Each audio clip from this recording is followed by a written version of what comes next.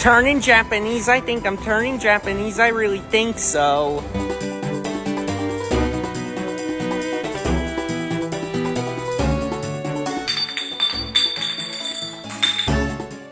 Our boy is in Japan, and it's going about how you would probably expect. There's been a lot of meltdowns, a lot of freakouts, and he's even been detained by the police, and he's not having a great time.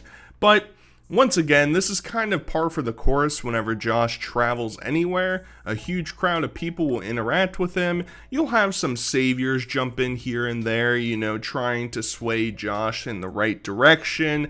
But it ultimately builds up to this point that Josh is literally running in the streets, kicking people, biting people, hitting people, and the police end up getting called, and it's a whole shebang. Now, I've covered some of the Asian issues that have gone on with the police court system, and if you're a foreigner, it's like one of the last places you ever want to be if you're planning on being a nuisance, because they do not mess around over in those countries like Korea and Japan. And Josh gets told that. He goes to hang out in a bar that I guess is Welsh based, foreigners who are Welsh can go and hang out there, and he's chatting with people, and he's already plotting out his plan. He's already setting the stones into the ground that, hey, I'm gonna go and I'm gonna kick people around the city, and they're not too certain that that's a good idea for Josh. Yeah.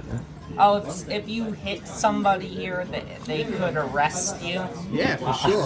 What? So what? I get arrested, I'm out the next day. Yeah, I don't know. Well, you don't speak the same language, though. What are you going to do when they start speaking Japanese to you? You're like, what? I'll get the U.S. Embassy to get me out. They might release you, Josh. They might trade someone for you. In Japan, illegally. Oh my God! Sorry. You don't even have the right to flick drinks on everyone for about 2 weeks. Really? 2 weeks? You can be this is true because it's happened to people I know. Everyone thinks it's a wonderful piece of country. Yeah, it kind of is, but it's also really draconian. You do not want to get arrested in this country. So obviously Josh plays the victim card. If he does anything wrong, I don't know how we've reached this point in his life where he just thinks running around and kicking and hitting people is just socially acceptable, and if he shows up in your foreign country, you just have to deal with it. All right, he's running around, he's drunk, he's doing whatever he wants, and that's your problem. I'm from the Bronx, that's his whole philosophy. And if he does get in trouble, don't worry, he's gonna call the U.S. Embassy to come bail him out, because that is 100% what our, foreign diplomats should be dealing with, is trying to get Josh out of jail for being a drunk nuisance in a foreign country. That seems like a good use of resources, but, you can try and lead a thirsty dog to water, but they're not going to listen, right? It's just not going to work. And we find out that this dude in the green shirt that was hanging out with Josh, we find out that Josh might have spread the rage virus onto this man's arm. Hi, Joshua Block, World of T-shirts? Oh, no, it's you who said that. Was that you? I asked you that. Oh, he is? He bit me. What the f***? He bit me. Last night we're out with Joshua Block. He bit me. We're literally at this point. I'm going to add a quick little anecdote. This literally happened to me when I was in high school. Not to me personally, but somebody I was sitting next to. We were all waiting to go over some book that we read for class or whatever, and this kid literally took one of my friend's books off of his desk, and when he went to go grab it back off of his desk, he bit him on the arm. I was so perplexed because at this point I was 14, 15 years old. And obviously, you kind of age out of that aggression of wanting to bite people by the time you're 3, a little toddler. You kind of move past that point, but not Josh. Josh knows that this is one of his greatest lines of defense. He can just start chomping and he can spread whatever. I mean, we've seen some nasty diseases come from Josh. His weird neck thing he was having, monkeypox potentially. Who knows? So you might want to go to a clinic and you might want to have that checked out. But as I said, you know, there's a lot of freakouts, meltdowns that go on that aren't just biting some dude that he was trying to be friends with. And it starts with the classic, you know, sleeper cell trigger word. I make more money than you. Stop. My trip is ruined. No, it's not. No, it's not. No, it's not. No, it's not. No, it's not. You shithead! I make 400 grand a year, bitch. Hey, shit! It's on now. We're not gonna fight, man. Then take back what you said. I'm never taking back anything I said. I love you. Oh, come on, man. So now we've upgraded a lot, right? He used to say he was making minimum wage, then he was saying he was making like 50, 60 grand, then 100 grand. Now he's making 400K a year and he can't deal with this shit. Of course, Josh, us little peons, we don't understand the complexities of only making 400 grand a year. I mean, we were just covering Cyrax recently. He was telling us how we're making $4 billion a year. I mean, 400,000, that's like nothing. So I don't even turn my face in the direction of somebody as poor as that. That's just ridiculous. But he's running around on the streets and like throwing his beer on people and like, I don't know. I'll never understand the people that see behavior like this and just write it off as, well, you know, he's just has some mental issues. You know, people are prodding him and trying to push his limits. And while that's certainly partially true, Josh is most certainly responsible for his actions, but everybody just writes it away. Oh, poor little baby boy. Poor little baby boy. You know, why is everybody being so mean to him? That's not nice. Come on. And then, you know, he'll just go into the alleyways and somehow, some way, and it seemed like a lot of the people that were interacting with Josh on this trip were like Westerners. It seemed like, I don't know, maybe that's not 100% true, but it seemed like a lot of the people he was seeing were from Europe or whatever, or Australia, and like, you know, he's just not interacting well with the native populace there, and it just gets worse and worse. I'll never get this lens clean. Put the fries in the bag. Ah! I didn't say it. It wasn't me. Who did? Yes, you did. I made 400 grand a year.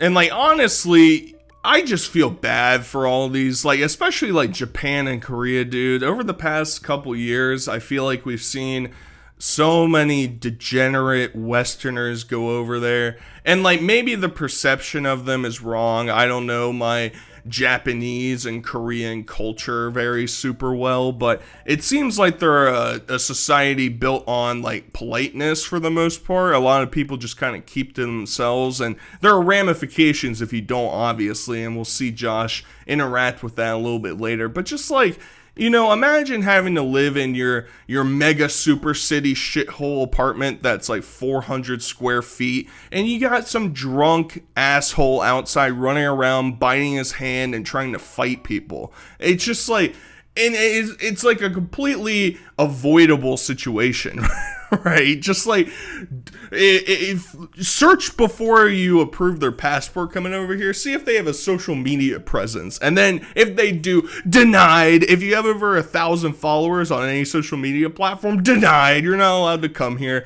I'm just looking out for their best interest, because time and time again, you know, people like to go over there because of like the great historical sites and the cultural relevance and how easy it is to navigate through the cities and stuff like that. And, you know, just streamers go over there and ruin everything. It's just awful. Put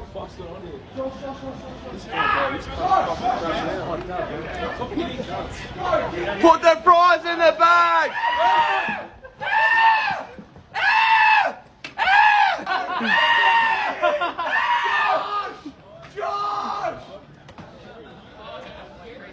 Yeah, try me. I live in the Bronx. I'll rough you up.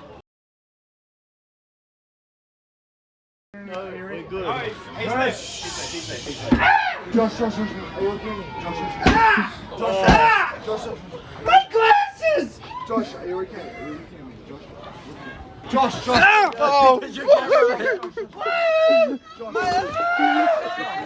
Josh, I dropped something. Josh. So basically, you have these guys trying to corral Josh throughout the entire trip. They're trying to keep him off the street. They're trying to keep him from interacting with people.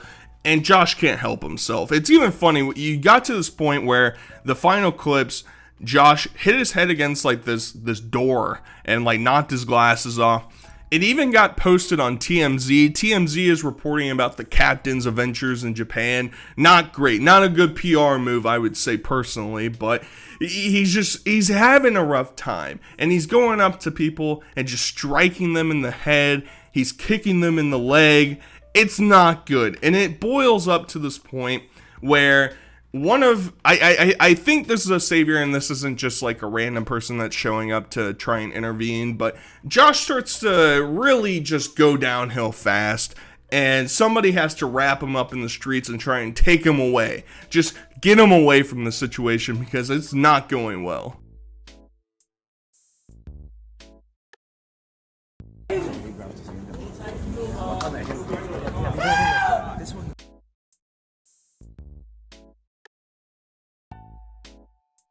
So he starts having this issue, right? And you have different people start to chase after him. And the reason why they're chasing after him is because the authorities have been called. They're going to show up and they're going to shut this shit down finally. Now, unfortunately, as you would probably expect, not to give too big of spoiler alerts, the police don't actually arresting him per se. He gets detained, and then the handlers that he's with tell him that he is like mentally deranged, mentally ill, and that you have to release him. He doesn't know what he's doing. I don't know how that doesn't instantly guarantee that he gets kicked out and is just shipped back to the United States right away, because to my knowledge, he's still hanging out there for a little bit by the point I'm uploading this video. So we'll see what the true ramifications are. It's hard for him to keep his nose out of situations like this, but let's just see. Let's just see how it works out.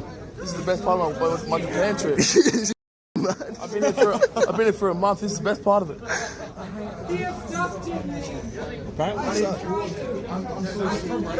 So Josh, obviously being the perpetual victim, he's saying that everybody was abducting him. He couldn't breathe. He had to get out of there. You know, there's people with knives chasing after him. He can't control himself. And we get this lovely image of him actually being sent to the precinct or whatever police station was nearby.